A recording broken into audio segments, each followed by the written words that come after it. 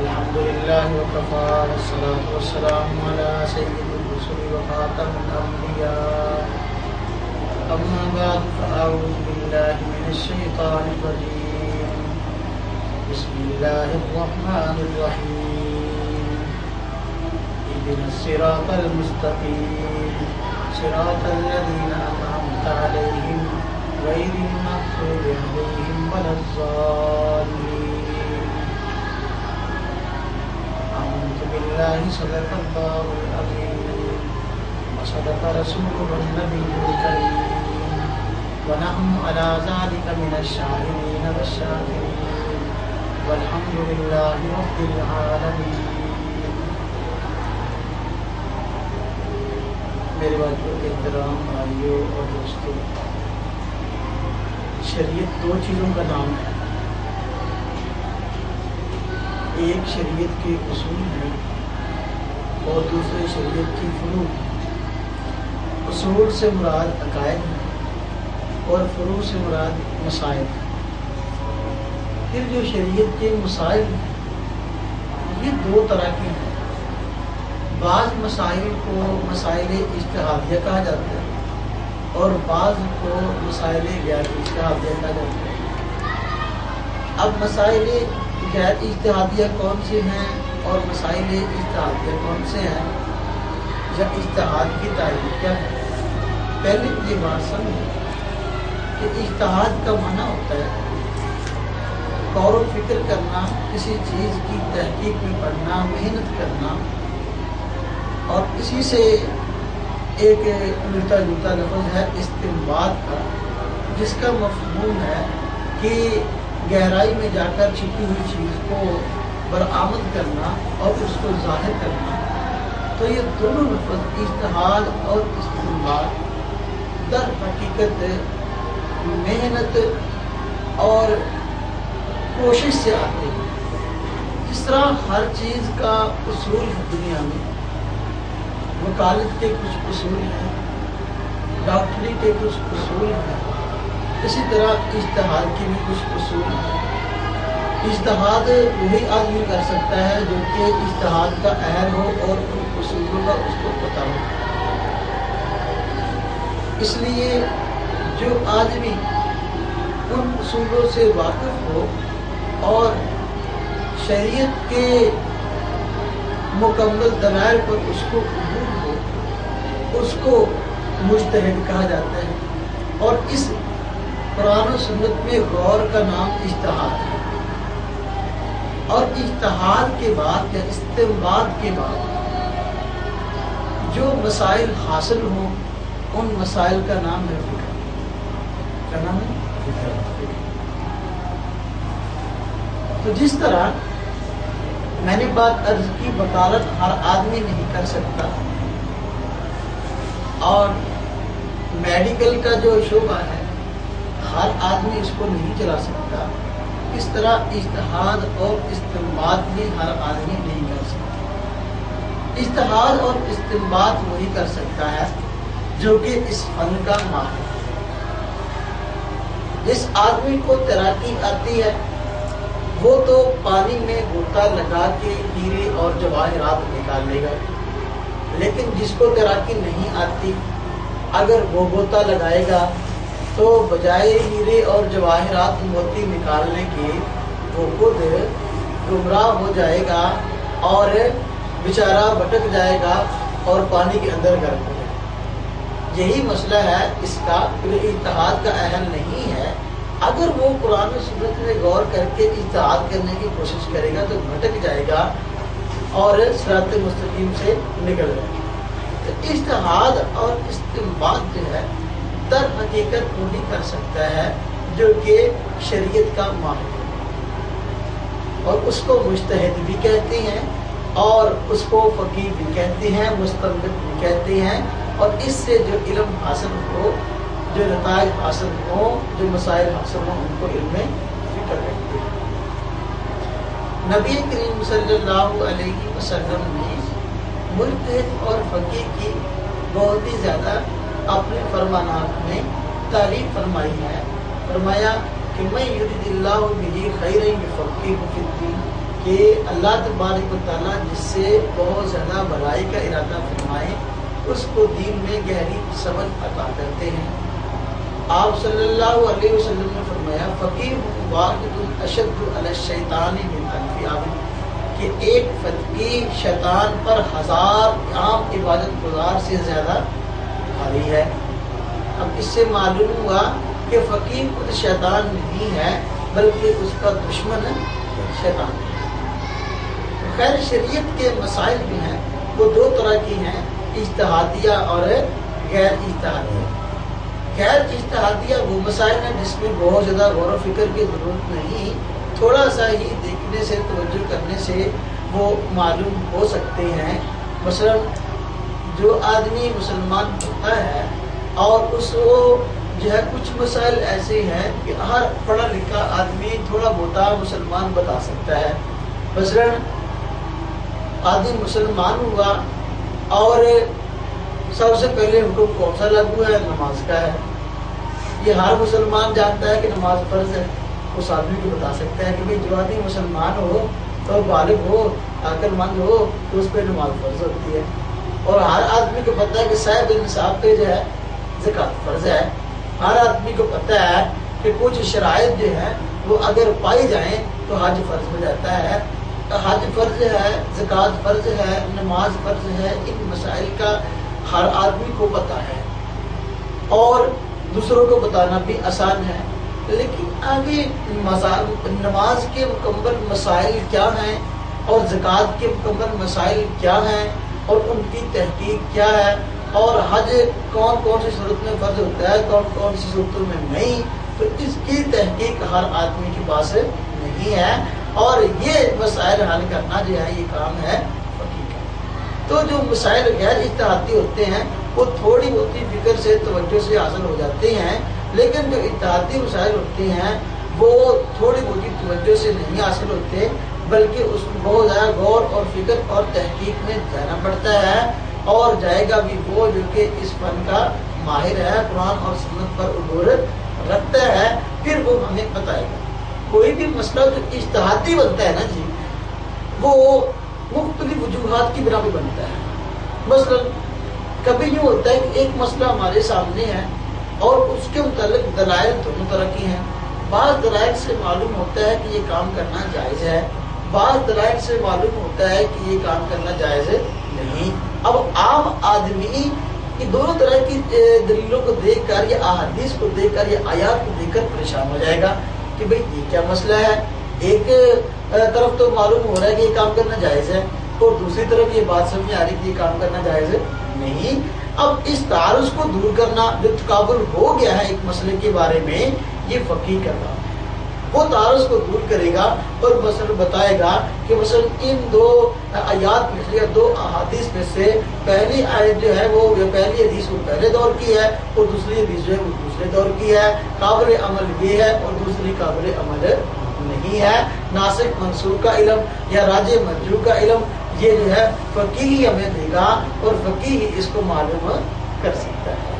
اور کبھی کوئی مسئلہ اجتہادی بنتا ہے کہ شریعت میں وہ مسئلہ موجود تو ہے لیکن مجمل ہے، اس میں بہت زیادہ وضاحت اور تفصیل نہیں ہے، تو اس مسئلے کو بھی اجتہادی کہیں گے اور فقیہ اس کی تفسیر قرآن اور سنت کے اصولوں کی روشنی میں جو ہے وہ ہمیں بتائے گا۔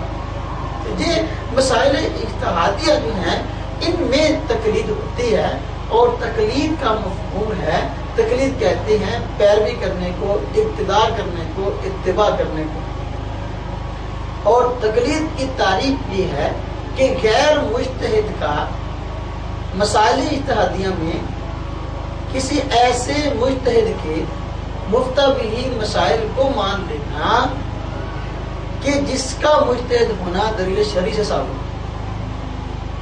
تقلید کی تعریف کیا ہے جی؟ مسائل اجتہادیہ میں غیر مجتہد کا کسی ایسے مجتہد کے مفتہ بہ مسائل کو مان لینا کہ جس کا مجتہد ہونا دلیل شرعی سے ثابت ہو۔ اب میں سمجھاتا ہوں اس میں ایک ایک بات کا مطلب کیا ہے۔ ہم نے یہ بات کی ہے کہ تقلید میں یہ بات داخل ہے کہ تقلید مسائل اجتہادیہ میں ہوگی۔ جو مسائل اجتہادی نہیں ہیں ہر آدمی تھوڑی بہت ہی توجہ سے اس کو معلوم کر سکتا ہے تو وہاں تقلید نہیں ہوگی. ایک اور شروع میں میں نے یہ بات بتائی کہ غیر مجتہد کا مسائل اجتہادیہ میں تو تقلید غیر مجتہد کرے گا, مجتہد کی تقلید نہیں کرے گا. تقلید کون کرے گا جی؟ غیر مجتہد. جو مجتہد ہے اس کو تقلید کرنے کی ضرورت نہیں, وہ تو شریعت کا ماہر ہے, وہ خود غور کر کے مسائل کو نکالے گا.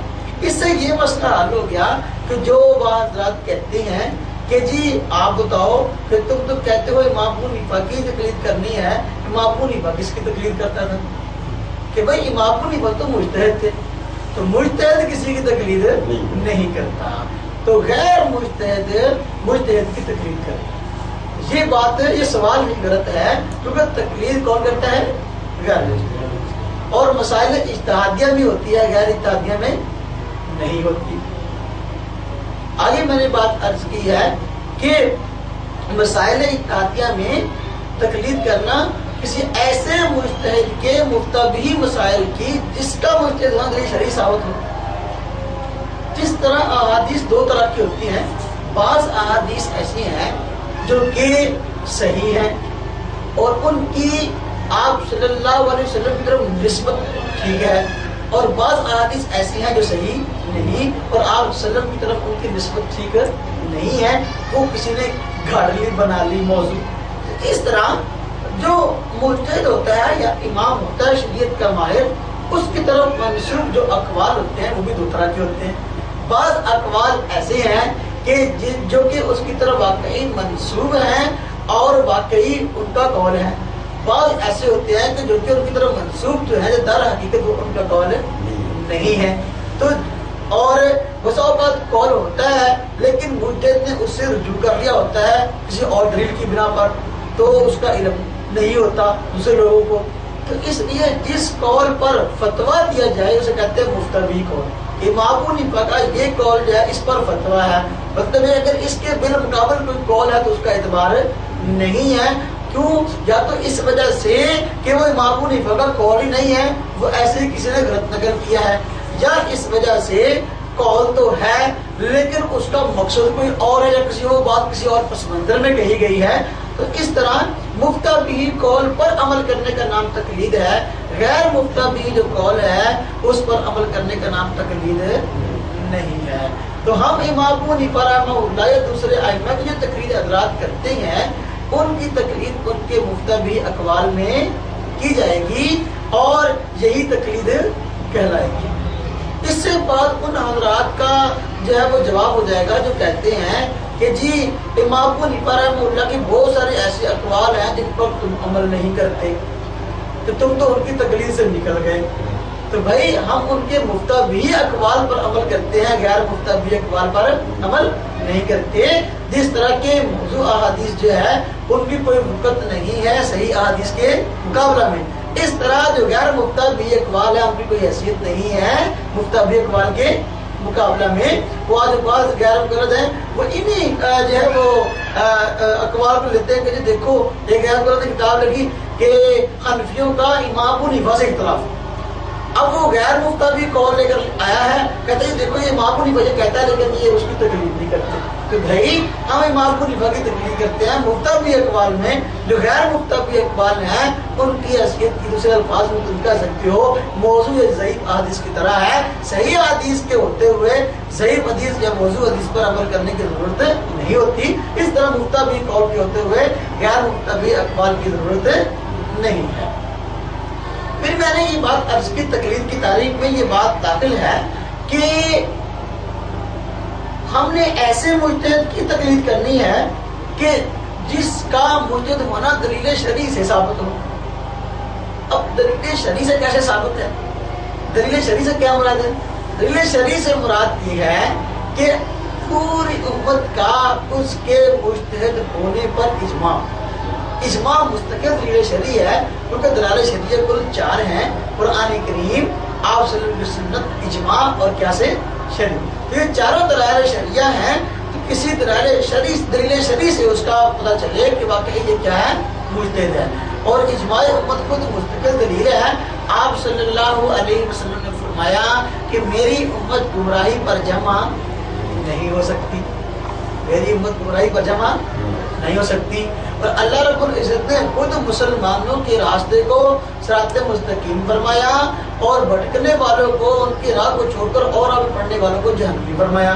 فرمایا میں یشاء کی رسول من بعد ما تبین له الهدى ويتبع غیر سبیل المؤمنین نولیہ ما تولى ونصلہ جہنم وساءت مصیرا۔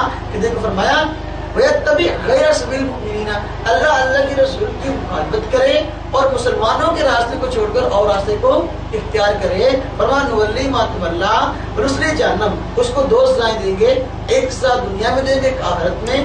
دنیا میں سزا یہ ہے کہ اس کو ہدایت نصیب نہ ہوگی، اور آخرت میں سزا کیا ہے؟ ونصلہ جہنم، اس کو جہنم میں داخل کرے گا۔ تو اجماع امت جو ہے، پوری امت کا کسی ایک آدمی پر اکٹھے ہو جانا اور کہنا کہ واقعی یہ آدمی جو ہے وہ شریعت کا ماہر ہے، اور واقعی یہ آدمی جو ہے اپنی مثال آپ ہے اور اس لائق ہے کہ اس کی اقتدا کی جائے، تو ہم کہتے ہیں جس کو پوری امت نے قبول کیا اس کو ہم مجتہد مانتے ہیں۔ وگرنہ آج تو گھر گھر میں مجتہد پیدا ہو رہے ہیں اور ہر آدمی دعویٰ کر رہا ہے کہ جی میں مجتہد ہوں، لیکن غیر مقلدوں میں اکثر کہتے ہیں جی ہو جی انسانوں کی ضرورت ہے کسی چیز میں تقلید دی، اصل دیکھو تم مجتہد ہیں۔ بھائی تمہیں امت نے مانا نہیں مانا، کس نے نہیں مانا؟ جو آج کل بہت سارے مجتہدین بنے پھرتے ہیں، لیکن چند باتیں یا چند حدیثیں رٹ کے جو ہے وہ لوگوں کو گمراہ کرتے پھرتے ہیں، اس سے زیادہ ان کا علم کوئی بھی نہیں اور دنیا میں ان کو کوئی جانتا نہیں۔ جن مجتہدین کی تقلید کی جاتی ہے آج معرفہ کی، پوری دنیا ان کو جانتی ہے اور پوری دنیا ان کو مانتی ہے۔ تو ہم یہی کہتے ہیں کہ ایسے مجتہد کے مقتضی مسائل کو ماننا کہ جس کا مجتہد ہونا دلیل شرعی ثابت ہو۔ یہ شرعی سے مراد کیا ہے جی؟ اجماع امت سے کہ پوری امت جو ہے ان کو امام مانتی ہو، مجتہد مانتی ہو۔ بات سمجھ میں جی۔ اب سوال یہ ہے کہ یہ جو ہم تقلید کہتے ہیں کہ کرنی چاہیے، یہ کن دلائل سے ثابت ہے؟ تو ان دلائل میں سے میں کچھ دلائل آپ کے سامنے ذکر کرتا ہوں۔ قرآن کریم میں اللہ رب العزت نے یہ شروع کی صورت ہے سورہ فاتحہ، اس کی آدھی صورت خود تقلید ہے۔ فرمایا اہدنا الصراط المستقیم صراط الذین انعمت علیہم غیر المغضوب علیہم ولا الضالین، کہ دیکھو یا اللہ مجھے ان لوگوں کے راستے پہ ڈال دے، مجھے ان کی اقتداء کرنے کی توفیق دے جن پر تو نے انعام کیا۔ اور خود دوسرے والا رب نے فرما دیا کہ میں نے 4 قسم کے لوگوں پر انعام کیا ہے، انبیاء پہ کیا ہے، صدیقین پہ کیا ہے، شہداء پہ کیا ہے اور صالحین نیک لوگوں پر کیا ہے۔ تو دیکھو یہ خود تقلید کی تائید میں سورہ فاتحہ موجود ہے کہ اللہ رب العزت نے بندے کو دعا سکھائی ہے کہ بھائی یہ دعا مانگو۔ اب جو نماز میں تو کہتا ہے کہ یا اللہ مجھے ان لوگوں کی پیروی کرنے کی توفیق عطا فرما، ان کے نقش قدم پہ چلنے کی توفیق عطا فرما۔ نماز میں تو کہے لیکن جب سلام پھر بھی کہتے میں ان کو نہیں مانتا، تو اب اس کا کیا علاج ہے؟ اس کا کیا علاج ہے؟ اس کا علاج وہی ہے جو کہ پھر کبھی کبھار ان کے ساتھ ہوتا ہے۔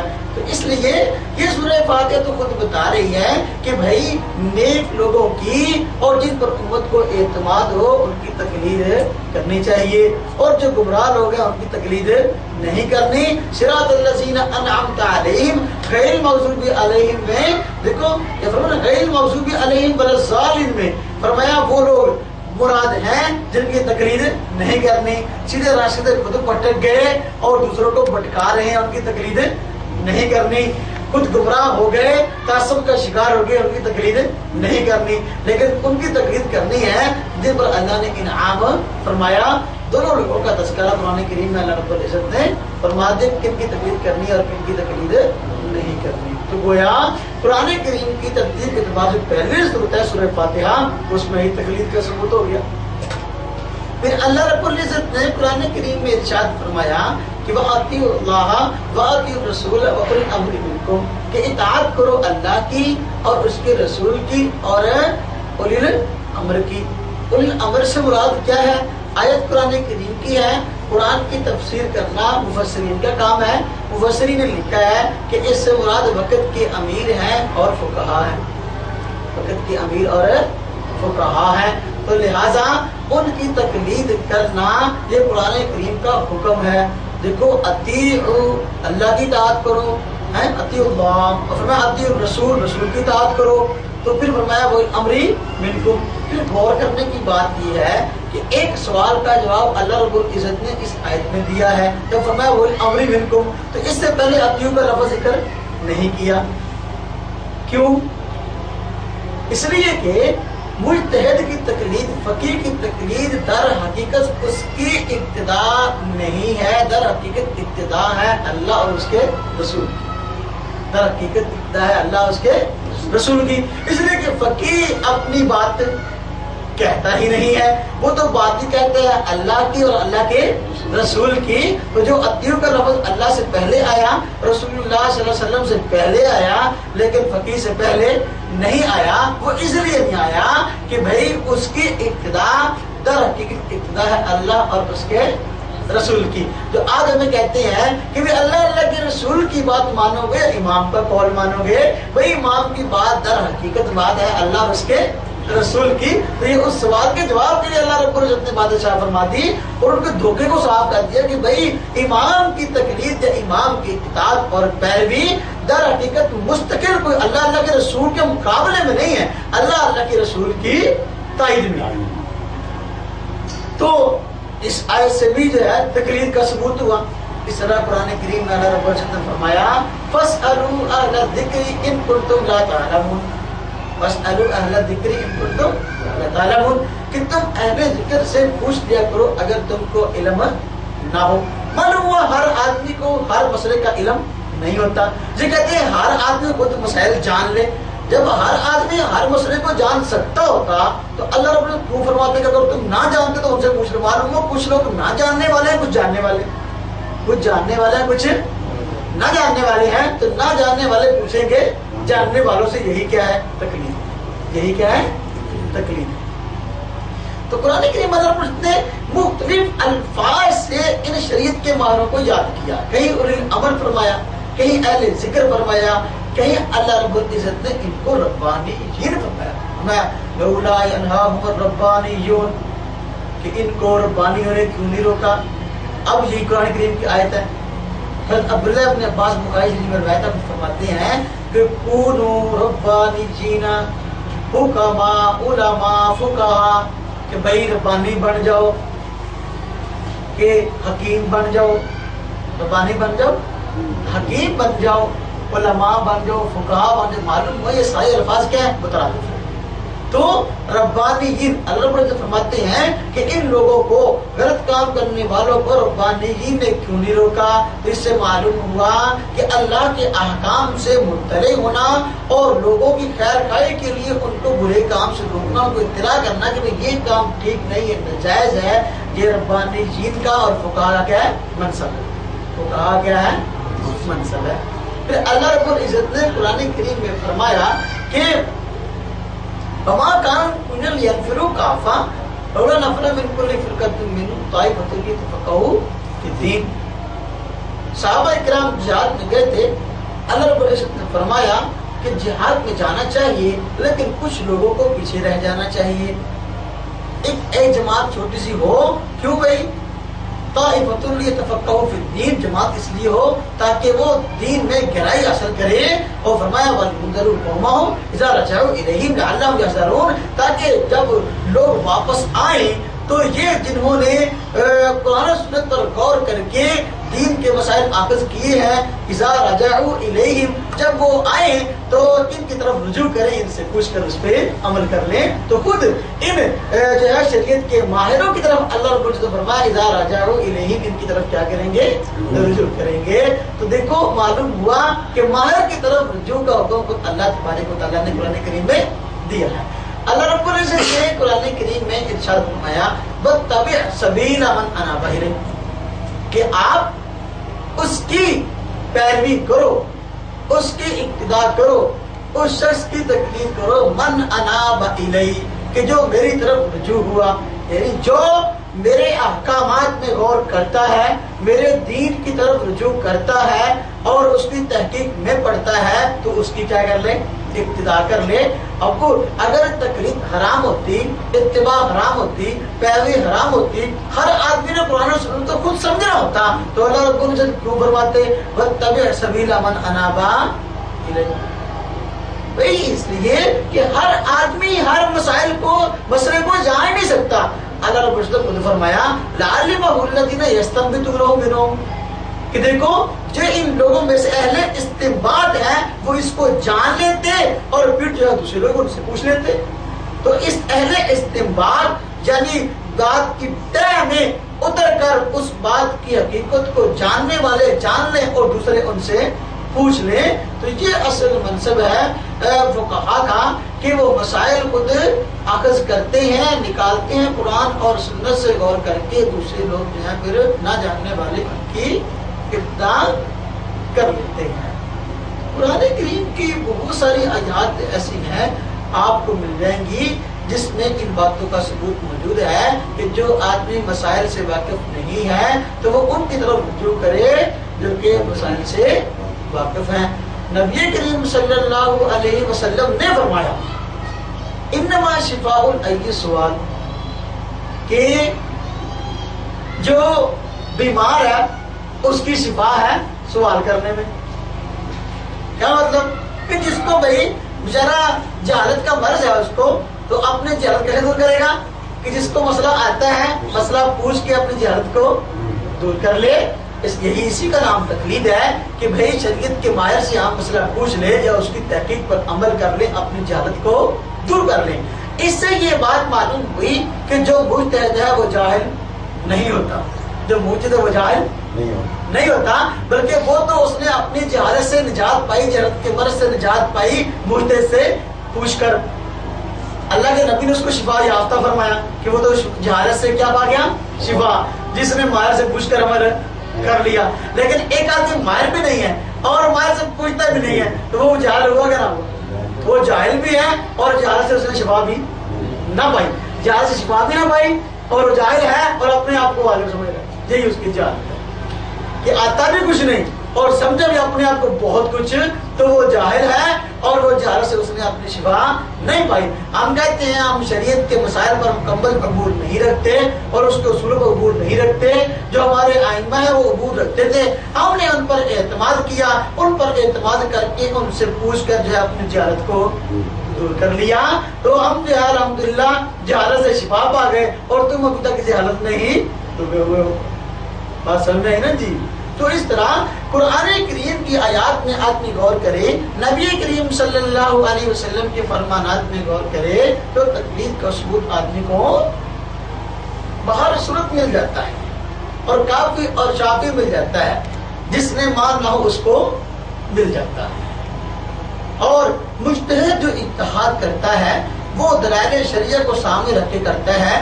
قرآن کریم سب سے پہلے مسئلہ قرآن کریم سے دیکھتا ہے، پھر اگر قرآن کریم میں مل جائے تو ٹھیک، اگر نہ ملے تو پھر مسئلہ دیکھتا ہے سنت میں مل جائے تو ٹھیک ہے، نہ ملے تو پھر اگر اس مسئلے پر اجماع امت ہو تو اس اجماع کو لے لیتا ہے، اگر اجماع بھی نہ ہو تو پھر اس پہ اجتہاد کرتا ہے. فقہ کی کتابوں میں یہی بات لکھی ہے، اصول فقہ کی کتابوں میں، کہ بھئی جو اجتہاد کے اصول ہیں وہ یہ ہیں اور یہ چاروں اصول قرآن کریم سے ثابت ہیں.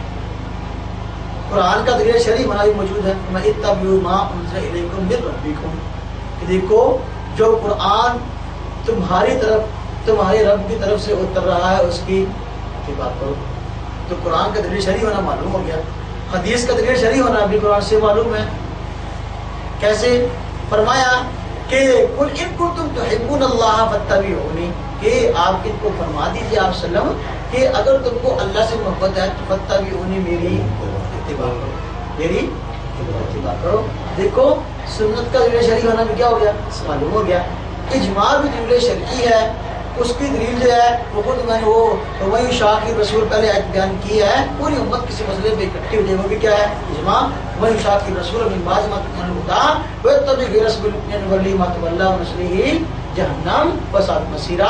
اللہ رب العزت فرماتے ہیں کہ مومنوں کی راہ کو چھوڑ کر اور راستے پڑھنے والا دنیا اور آخرت میں نقصان ہوتا ہے.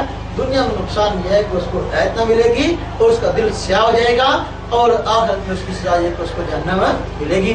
और क्यास का या मुज्तहिद के इत्तेहाद पर अमल का हुक्म जो कुरान करीम में है, मैं वक्तबी सबीला मन अनाब इलैहि, पहले मैंने कुरान करीम का बयान किया है कि आप उस शख्स के इत्तेहाद पर अमल करें जो कि मेरी तरफ रुजू करता है। तो ये चारों दलाल मौजूद है, कुरान से भी इसका सबूत हो गया और हदीस से भी इसका सबूत मौजूद है कि हजरत मुआज़ रज़ियल्लाहु तआला अन्हु को आप सल्लल्लाहु अलैहि वसल्लम ने यमन का गवर्नर बना के भेजा। तो जाते हुए उनसे पूछा कि मुआज़, ये तो बताओ कि तुमसे लोग मसाइल पूछेंगे, किस तरह बताओगे? तो आपने फरमाया कि मैं मसाइल बताऊंगा कुरान करीम से। आप सल्लल्लाहु अलैहि वसल्लम फरमाया कि अगर तुझे कुरान से न मिलेंगे, उन्होंने फरमाया कि मैं आपके फरमान से बता दूंगा। आपने फरमाया कि अगर तुझको मेरा फरमान भी ना मिले। अब देखो ये हदीस जो है बता रही है कि सारे मसाइल तफसील के साथ जो है उनका जो है वो कुरान और सुन्नत में मौजूद है नहीं। बाज़ मसाइल में जो है वो उसूल तो है बाज़ बातों में, लेकिन तफसील उनकी नहीं, उनकी तफसील में जाना पड़ेगा। इसलिए आपने फरमाया कि अगर तुमको सुन्नत में ना मिले तो हजरत मुआज़ रज़ियल्लाहु तआला ने फरमाया अजताहिदु बिराई, मैं अपनी राय से क्या करूंगा? इत्तेहाद करूंगा। मालूम हुआ अपनी राय से इत्तेहाद करना कोई कुफर नहीं है। कहती है अहले राय है भाई, अहले राय जो है वो अहले राय होना एक फखरिया बात है। जिसकी राय हो ही ना है वो तो पागल होता है, दीवाना होता है। जो समझदार होता है उसकी राय को लोग लेते हैं, उससे मुश्किल औकात में राय लेते हैं। और जो पागल होता है, दीवाना, पता होता है इसने कोई काम की बात करनी नहीं, उससे ना कोई आदमी राय लेता है ना उसको अहले राय में से समझता है। ये कोई बुरी बात नहीं है। तो खैर आपने फरमाया मुआज़ ने अजताहिदु बिराई जी, मैं जो है अपनी राय से क्या करूंगा? इत्तेहाद। और आप सल्लल्लाहु अलैहि वसल्लम ने इस पर खुशी का इज़हार फरमाया और फरमाया कि वाकई अल्लाह का रसूल जो है वो राजी है इस बात पे जो है जिस चीज की तौफीक अल्लाह ताला ने उसके कासिम को दी है, हज़रत मुआज़ को दी है। तो इसका सबूत कुरान से भी हो गया और सुन्नत से भी हो गया, हदीस से भी हो गया। तो इसलिए हम कहते हैं हमारे मुज्तहिदीन ने जितने मसाइल जो है वो निकाले हैं वो तमाम मसाइल दलाइल शरीयत पर मबनी है। कोई मसला भी ऐसा नहीं है जो कि किसी दलील शरई से हटकर हो। आज कोई आदमी दो हदीसें याद करने वाला और उनके रावियों का भी उसको बेचारे को पता नहीं और उनको ये भी नहीं पता भी हदीस की अक़साम क्या है, बस वो फिरता है लोगों को गुमराह करता और कहता है जी हदीस पर नहीं है इमाम का कौल करना। भाई वो इमाम का कौल कोई भी दलील शरई से हटकर होता ही नहीं है और सारे मसाइल तफसील के साथ जो है वो हदीस में है ही नहीं। अगर होते तो आप क्यों फरमाते भाई इल्लम तजीद, अगर तो हदीस भी ना पाए तो फिर क्या करें? फिर तो और पास कहते हैं है ही सारे, ये नहीं फरमाया। क्या फरमाया? ताहिदु बिराई। मालूम हुआ जब एक मसला कुरान और सुन्नत में वाज़ेह तौर पर ना हो तो उसमें इज्तिहाद किया जाएगा। कुरान और सुन्नत जो है ये उसूल की किताब है। किसी किताब है? उसूल की। इन उसूलों की रोशनी में मुज्तहिद जो है वो इत्तेहाद करता है और उसे निकालता है। अब आदमी कहे जी मैं तो सूद तब छोड़ूंगा बैंक का, आप मुझे जो है वो कुरान से बैंक के सूद के बारे में बैंक का लफ्ज़ दिखाओ कि जी बैंक का सूद हराम है फिर मैं छोड़ूंगा। हैं? तो आप कहेंगे वो उसूल की किताब है ना, बैंक का सूद हराम है, हम वो उसूलों की रोशनी में आपको बताते हैं या हदीस की रोशनी में आपको बताते हैं। कोई आदमी कहे रेलगाड़ी में नमाज पढ़नी है तो मुझे कुरान में बताओ रेलगाड़ी का लफ्ज़ है किस तरह पढ़ने की, आप मसाइल है जहाज पे नमाज पढ़ने के मसाइल है, अब वो मुझे जहाज का कोई लफ्ज़ दिखाओ। तो ये तो बातें बिल्कुल फजूल है। यही आज गैर ने वतीरा जो है वो अपनाया। वो कहते हैं कि देखो इन कुरान करीम की जो आयतें मैंने जिक्र की हैं वो कहते हैं इसमें तो इत्तिबा का लफ्ज़ है। किसका लफ्ज़ है? वो कहते हैं हाँ इत्तिबा को तो हम भी मानते हैं, तकलीद का लफ्ज़ दिखाओ कुरान में। तकलीद का लफ्ज़ दिखाओगे कि अल्लाह ने फरमाया तकलीद करो फिर हम मानते हैं। तो ये लफ्ज़ दिखाओ फिर मानेंगे, हम इत्तिबा को तो मानते हैं। हम कहते हैं भाई इस तरह तो बहुत सारी चीजों से हाथ धोना पड़ेगा। देखो नमाज हम पढ़ते हैं लेकिन अगर कोई मुनकरी हदीस आए हमारे पास और आकर कहे कि भाई मैं तो नमाज तब पढ़ूंगा पूरे कुरान में मुझे नमाज का लफ्ज़ दिखाओ, है नमाज का लफ्ज़? सलात का लफ्ज़ है, नमाज का लफ्ज़ तो नहीं ना। लेकिन तुम जो कहते हो नमाज पढ़नी, नमाज का लफ्ज़ कुरान में है नहीं, नमाज का लफ्ज़ दिखाओ फिर मानता हूँ। یا ایک آدمی کہتا ہے جی تم جو شور مچاتے ہو جو ہے آگے کو توحید توحید توحید، تو پورے قرآن میں توحید کا لفظ ہے؟ پورے قرآن میں توحید کا لفظ کہیں بھی نہیں۔ جس طرح ایسی آیات موجود ہیں جن سے توحید سمجھ میں آتی ہے، اسی طرح ایسی آیات جو جن میں تقلید سمجھ آتی ہے۔ لفظ اگر نہیں تو پھر کیا ہوا؟ کوئی ایسا کہتا ہے میں جنازہ تب پڑھوں گا، جنازہ تب پڑھوں گا جبکہ قرآن مجھے جنازے کا لفظ دکھاؤ ہے، جنازے کا لفظ قرآن کریم میں ہے نہیں۔ اس لیے بھائی جو بات قرآن اور سنت سے معلوم ہو وہ ٹھیک ہے تفصیل کے ساتھ، جو معلوم نہ ہو قرآن اور سنت چونکہ اصول کی کتاب ہے، مجھے ان اصولوں سے جو ہے ان مسائلوں کیا کر لے گا، حل کر لے گا۔ اتباع کا لفظ جو ہے تقلید کے معنی میں آتا ہے، اور یہی لوگ دھوکہ دینے کے لیے بسا اوقات ایسی آیتیں پڑھتے ہیں جن میں اتباع کا لفظ ہے اور کہتے ہیں تقلید مراد ہے۔ مثلا میں بتاتا ہوں، یہ کہتے ہیں کوئی تقلید کرنا مشرکین کا شیوا ہے، اور ایسے پڑھتے ہیں وہ جن میں اتباع کا لفظ ہے کہ جی جب ان کو کہا جائے کہ بھئی اس قرآن پر عمل کرو، مشرک کہتے ہیں بل نتبع، بلکہ ہم تو اتباع کرتے ہیں ما وجدنا علیہ آبانا، کہ ہم تو اتباع کرتے ہیں ان کی ان باتوں کی جن پہ ہم نے اپنے باپ دادا کو پایا ہے۔ دیکھو وہاں اتباع کا لفظ ہے نا، تو وہاں تقلید ہی مراد لے رہے ہیں، اور کہتے ہیں کہ یہاں کیا ہے تقلید کا حرام ہونا ہے، تو ہم کہتے ہیں لفظ اتباع ہے، تم کہتے ہو اتباع اور تقلید اور چیز ہے۔ معلوم ہوا تو اتباع اور تقلید ٹھیک ہے۔ اور باقی رہی باپ دادا کی بات کی، جب وہ تقلید کی نفی کرنی ہوتی ہے تو باپ دادا کو ایسے پڑھتے ہیں، قرآن میں ہے باپ دادا کی بات نہیں ماننی، تم باپ دادا کے دین کو لے کر بیٹھے ہو، اس طرح کی باتیں کرتے ہیں۔ ہم کہتے ہیں بھائی ایک تقلید مذموم ہے، ایک تقلید محمود ہے، یعنی ایک تقلید اچھی ہے اور ایک بری ہے۔ ایسی تقلید بری ہے کہ جس میں اللہ کے رسول کے حکم کو ٹھہرایا جائے، اور ایسی تقلید اچھی ہے جس میں اللہ کے رسول کی باتوں کو مانا جائے۔ اباء و اجداد کی تقلید اگر تو ہو قرآن اور سنت کو ٹھکرانے کے لیے تو یہ تقلید کیا ہے؟ بری۔ اللہ رب العزت نے فرمایا نا اولو کان آباؤہم لا یعقلون شیئا ولا یہتدون، یہ جو کہتے ہیں باپ دادا کی باتیں ہم مانتے ہیں، اگر جی ان کے باپ دادا عقل نہ رکھتے ہو، رائے راست پہ نہ ہو، پھر بھی ان کی بات مانیں گے۔ معلوم ہوا اگر باپ دادا عقل مند ہو اور ان کی بات ٹھیک ہو، راہ راست پر ہو، پھر تو ان کی اتباع کرنی چاہیے، پھر ان کی اتباع۔ دیکھو ایت کا اگلا حصہ پڑھیں گے، آگے والا حصہ نہیں پڑھیں گے۔ لا تقربوا الصلاۃ تو پڑھتے ہیں کہ جیسے اللہ نے فرمایا نماز قریب ہے، نہ جاؤ وانتم سکارا، نہیں پڑھتے۔ دیکھو آگے والے نے فرمایا وَلَوْ آبَاؤُهُمْ لَا يَعْقِلُونَ شَيْئًا وَلَا يَهْتَدُونَ، کہ بھئی اگر تمہارے باپ دادا جو ہیں وہ عقل نہ رکھتے ہو، راہ راست پہ نہ ہو، پھر بھی ان کی بات مانو گے۔ معلوم ہوا کہ اگر راہ راست پر ہو اور عقل مند ہو تو بات مانی جائے گی۔ اس کا ثبوت قرآن میں مثلا کہتا ہوں، قرآن کریم میں اللہ نے فرمایا کہ حضرت یعقوب علیہ السلام کی جب موت کا وقت آیا تو انہوں نے اپنی اولاد کو جمع کیا اور فرمایا کہ میرے باپ کس کی عبادت کرو گے؟ تو اولاد نے کہا جی ہم عبادت کریں گے آپ کے خدا کی اور آپ کے باپ دادا کے خدا کی۔ سمجھے؟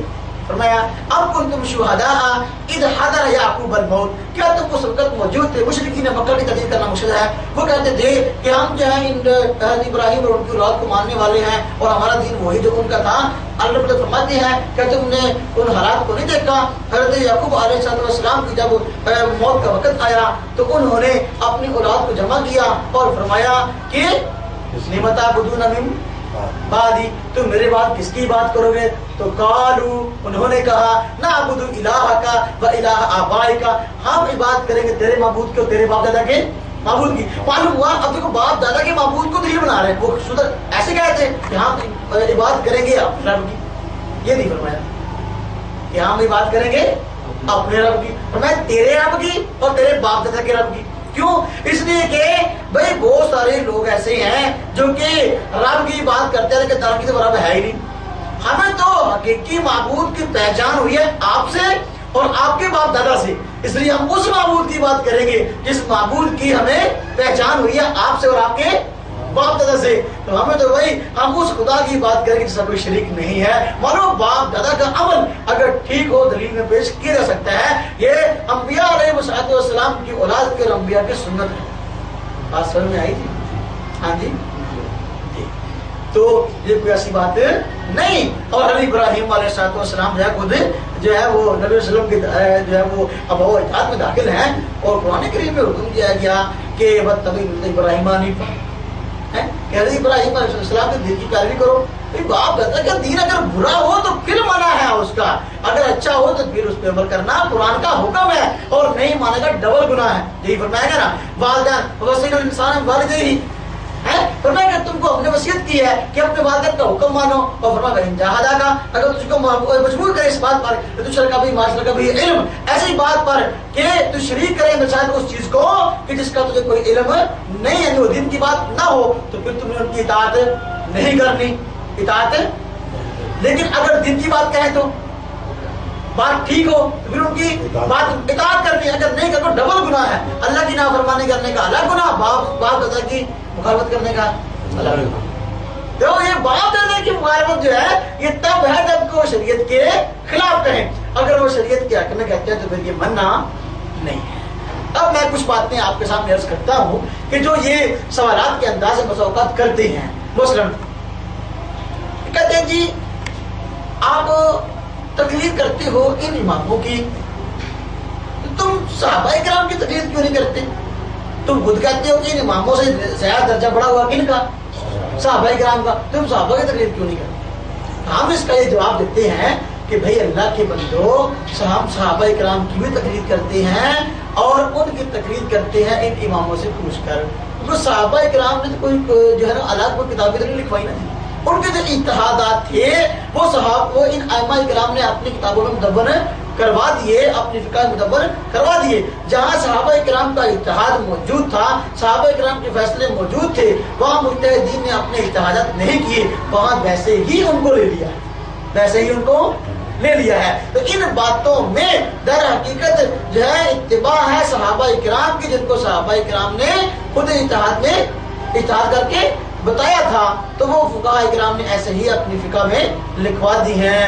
تو ان در حقیقت ان مسائل میں ائمہ کی ابتدا ہے صحابہ اکرام کی۔ آپ سے فرمایا تھا کہ میرے پاس ابو بکر عمر کی ابتدا کرنا، تو حضرت عمر کی اور حضرت ابو بکر صدیق کی ابتدا ہو رہی تھی، پیروی ہو رہی، تقلید ہو رہی تھی ان کے زمانے میں۔ ابو بکر صدیق کی ابتدا تھی اور تقلید تھی ان کے زمانے میں، سیدنا عمر کی تھی ان کے زمانے میں، حضرت عثمان کی تھی ان کے زمانے میں۔ اب ان صحابہ کرام کی جو تقلید ہوئی اپنے اپنے دور میں، ان صحابہ کرام نے جو فیصلے کیے ہیں ان فیصلوں کو ہم الحمدللہ تسلیم کرتے ہیں، اور ان کو ہمارے ائمہ نے بھی تسلیم کیا اور جو کا تو اپنی فقہ میں لکھوا دیا ہے۔ تو دیکھو ان ائمہ کی تقلید ان مسائل میں در حقیقت تقلید ہے ان صحابہ کی۔ پھر وہ ہمیں کہتے ہیں جی کہ تم امام ابو حنیفہ یا دوسرے ائمہ کی تقلید کرتے ہو، ان کے استادوں کی کیوں نہیں کرتے؟ ان کے استادوں کی کیوں نہیں کرتے؟ جن استادوں سے مرتبے والا ہوتا ہے۔ تو اس کا جواب بھی وہی ہے جو ہم نے کہا، جہاں ان کے استادوں کی تقلید کا مسئلہ ہے، ان کے استادوں نے جو اجتہادات کیے ہیں ان کے اجتہادات کو ان ائمہ نے ایسے ہی لے لیا ہے، ایسے ہی ان اجتہادات کو لے لیا ہے، اور جو ہے در حقیقت ان مسائل میں بھی ان کے اجتہادات کو ماننا اور وہ در حقیقت ماننا ہے ان کے استادوں کے اجتہاد کو، یہ کوئی ایسی بات نہیں ہے۔ اچھا، پھر وہ کہتے ہیں کہ جی جب تم تقلید کرتے ہو تو اس کا ثبوت صحابہ کرام میں تھا، صحابہ کرام تقلید کرتے تھے، صحابہ کرام تقلید کو کچھ مکلف نہیں تھے، ہم کہتے تم جھوٹ بولتے ہو، صحابہ کرام واقعی مکلف تھے۔ آپ دیکھو مکہ مکرمہ میں حضرت عبداللہ ابن عباس کی تقلید ہوتی تھی، اور مدینہ طیبہ میں حضرت زید بن ثابت کی تقلید ہوتی ہے، ان کا فتویٰ چلتا تھا، اور کوفہ کے اندر عبداللہ ابن مسعود رضی اللہ تعالیٰ عنہ کی تقلید چلتی تھی، اور یمن میں حضرت معاذ رضی اللہ تعالیٰ عنہ کی تھی، اور بصرہ کے اندر حضرت انس رضی اللہ تعالیٰ عنہ کی۔ اس طرح ہر علاقے میں ہر امام کی تقلید ہوتی تھی اور صحابہ اکرام کے مقرر رہے۔ اگر آپ نے اس کا ثبوت پوچھنا ہو، جس طرح ہمیں کہتے ہو کہ جی دیکھو دلیل کے بغیر بات بتانا حرام ہے اور پوچھنا حرام ہے، آپ صحابہ کرام کی فتوا دیکھو، مصنف ابن شہبہ کھول کے دیکھ لو، مصنف عبد الرزاق امام بخاری کے استاد دونوں انہوں نے کتابیں لکھی ہیں اور اس میں صحابہ کرام کے فتوا لکھے ہوئے ہیں، اور پوچھنے والے نے مسئلہ پوچھا، صحابہ کرام نے بتایا، کوئی دلیل نہیں بتائی، کوئی دلیل نہیں بتائی۔ معلوم ہوا کہ جب بغیر اگر آدمی کو مسئلہ پوچھتا ہے اس کو بتانے والا بغیر دلیل کے بتائے گا، تو یہ ضروری نہیں کہ وہ اس کے پاس دلیل ہی نہیں، دلیل تو ہوتی ہے لیکن طالب علم کو ضرورت نہیں ہوتی، طالب علم کو مسئلہ چاہیے بس عمل کرنے کے لیے۔ یہ جو مسئلہ پوچھنے ہے بیچارہ عام آدمی، اس کو دلیل کا کیا بات؟ اگر اس کو دلائل کی ٹو میں لگنا ہی ہے تو وہ تو اگر اس میں صلاحیت ہو تو مجتہد بن جائے گا، اس کو صلاحیت ہی نہیں بیچارے میں، تو مسئلہ پوچھنے آیا، سیدھا مجھے بتاؤ فلاں کام کیسے ہے، وہ بتا دیتا ہے کہ اس طرح۔ صحابہ کرام کے فتاویٰ آپ کو مل جائیں گے مصنف شباب کو گزار میں، لیکن وہاں کہیں بھی ساتھ احادیث نہیں ہے۔ جسے تم کہتے ہو کہ جی دیکھو ہم فقہ کے مسائل کو کیسے مانیں، یہ جو ہے یہاں تو کوئی احادیث نہیں ہے، تو یہ نہیں ہے بھائی، مسائل بتائے ہیں دلیل شرعی کو سامنے رکھ کے، اور دلائل کے واقعی موجود ہیں۔ اگر دیکھ لو تو اعلاء السنن کو دیکھ لو، دیکھو تو اعلاء السنن کو مولانا ظفر عثمانی رحمہ اللہ نے مولا اشرف علی تھانوی رحمہ اللہ کہنے پر ایک کتاب لکھی اعلاء السنن کے نام سے، وہ عربی میں ہے اور 20 سے زائد جلدوں میں ہے، اتنی موٹی موٹی 20 سے زائد جلد، اس میں فقہ حنفی کے مسائل سارے لکھے ہیں اور ساتھ دلائل بھی لکھے ہیں کہ فقہ نے یہ مسئلہ کہاں سے نکالا ہے، قرآن کی آیات احادیث وغیرہ تفصیل سے، اور 20 سے زائد جلدوں میں ہیں۔ جنہوں نے وہ کتابیں ایسی ہیں، وہ جو جلدیں ہیں، ان کی کمر توڑ کے رکھ دی،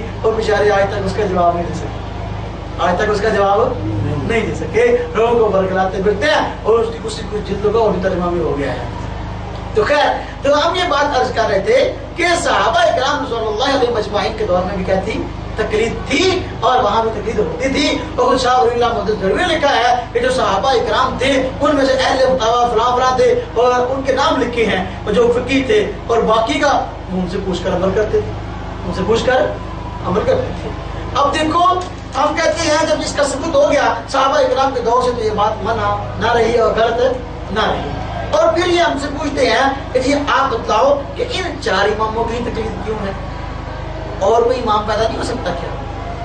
ہم کہتے ہیں اور امام نہیں ہوا، ہم کہتے ہیں امام ضرور ہوئے، 4 کے علاوہ اور امام ہوئے ہیں، اور ان کی اپنے دور میں تقلید بھی ہوتی تھی، لیکن چونکہ ان کی جو تحقیقات تھی تفصیل کے ساتھ مدون نہ ہو سکی، امت تک آگے پہنچ نہ سکی، تو تقلید کیسے ہوگی؟